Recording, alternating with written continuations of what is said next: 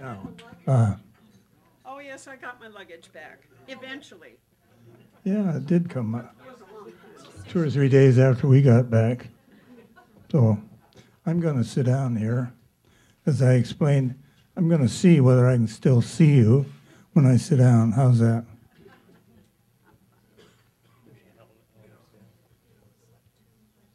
Well, yeah, can we get this down? I'm going to stand. I'll go ahead. I've got something to lean on here, so I can lean on this. Oh. Should have been an engineer. Then the next thing is to. You should have practiced this, Stan. I thought I had, but I was going to say, too, Sue, did you get your cell phone back? No, let's not even talk about it. see, I'm going to get it right up here so I can croon into it. All right. Obviously, I know almost everyone here. Most of you fellas rode for me, and you obviously survived it. I wish that everyone that I can think of could be here tonight. People that have meant a lot to me over the years, and but they can't be here.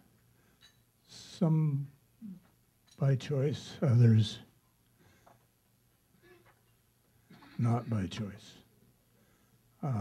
Ted Frost, Al Rossi, Duval Hecht, Frank Cunningham, Mike Spracklin, Dick Erickson, Al Albrechtson, Alan Lobb, Charlie McIntyre, Lyman Hull, Jorge Calderon. Just as those a few that come to my mind. But I wish they could be here to share this evening with me. Those who talked the USRA into giving me this honor must have explained to them that I had spent my whole life in the rowing game. By accident of birth, I was born into a rowing family. I discovered that, not only that, but I discovered that I liked making things with my hands.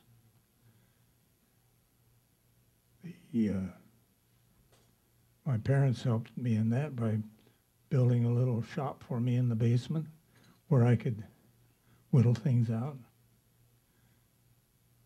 I still have a chair in our apartment that I did some of the work on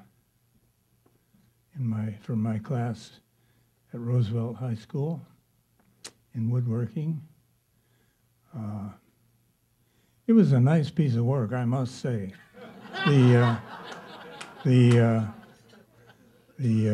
teacher desperately wanted me to have it on display in the front hall of the school, and I wouldn't let him because I wanted to take it home to show my parents before they left for their annual trip east.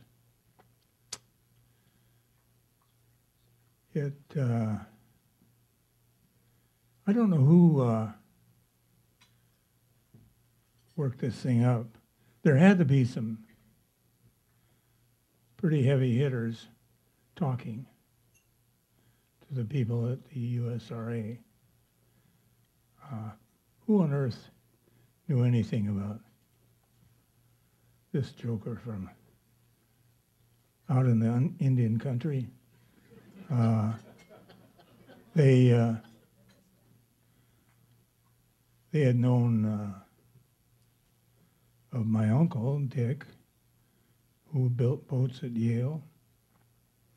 That was the only name back there. As the years went on, of course, as was mentioned here, virtually all the shells among the major schools were built by George Pocock, and then later on by me. And the great gang of people we had working for us who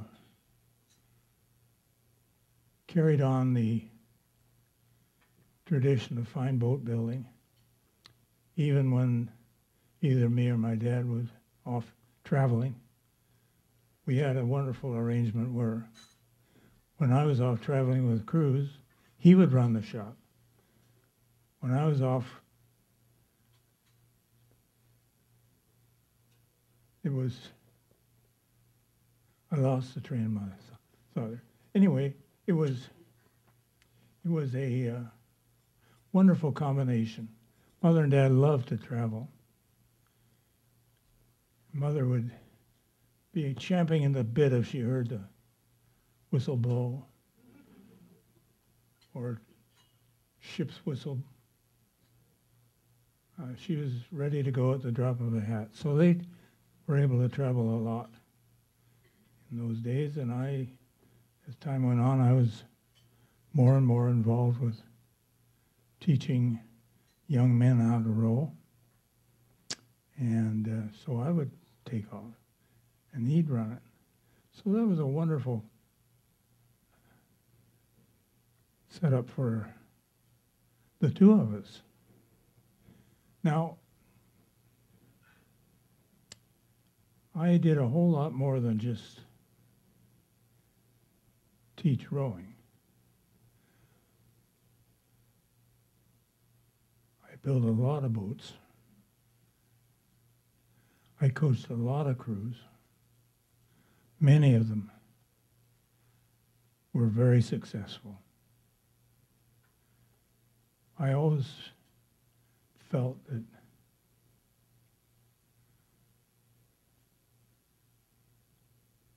I didn't teach them how to be champions. The champions came to me, and I taught them how to row better. This was the essential thing. I felt that almost everything you can talk about in preparing a crew can be achieved by anyone. Big and strong and dedicated and competitive. But the one thing that is important above all is how do they row? And you can beat a lot of very big, strong, eager people if you row better than they do. So this was my goal in life, was to teach young champions how to be better. Now, when I first got this invitation, I thought it was from some hard-bitten biddy from the East Coast who was working for the store. The first offer I got was red-eye flight, steerage, by myself. So I started negotiating. And what we ended up was Sue and me, first class, everything taken care of. I didn't need to spend a nickel other than tips to the wheelchair pushers. The accommodations were adequate at New York Athletic Club. We had limousine service to and from the airport. I might add that Michelle was our